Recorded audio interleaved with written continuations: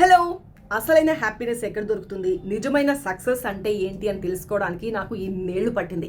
ఎలా అంటే జీవితం నేర్పించే పాఠాల ద్వారా. అసలు ఈ పాఠాలు ఏవో స్కూల్ సిలబస్లోనే ఉంటాయి. పోలా అద్దిరిపోలా. ఎస్, ఇలాంటి అద్దిరిపోయే ఆలోచన వచ్చింది మధ్యప్రదేశ్ ప్రభుత్వానికి. 9 నుంచి 12వ తరగతి విద్యార్థులకు కొత్తగా హ్యాపీనెస్ సిలబస్ను ప్రవేశపెట్టింది. ఓకే, అసలు ఏముంటుంది హ్యాపీనెస్ సిలబస్లో అంటే, హ్యాపీనెస్ అంటే ఎవరో ఇచ్చేది కాదు, నీలో నుంచి వచ్చేది.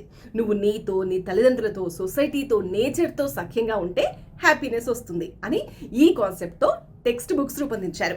ఈ హ్యాపీనెస్ పాఠాలకు ఎగ్జామ్స్ అయితే ఉండవు, కానీ డైలీ ఏదో ఒక యాక్టివిటీ ఉంటుంది. డైలీ ఒక పీరియడ్లో విద్యార్థులకు మైండ్ఫుల్నెస్ ప్రాక్టీస్ చేయిస్తారు, కథలు చెప్తారు, చెప్పిస్తారు, గ్రూప్ డిస్కషన్స్ ఉంటాయి. సూపర్ కదా, అసలు వింటుంటేనే మస్తు అనిపిస్తుంది కదా. హలో, మేమేదో మా పిల్లలు బాగా చదివి మంచి మార్కులు, ర్యాంకులు తెచ్చుకుంటారని స్కూల్స్లో జాయిన్ చేస్తే హ్యాపీనెస్ అది ఇది అంటారేంటి అని తల్లిదండ్రులు అంటారేమో.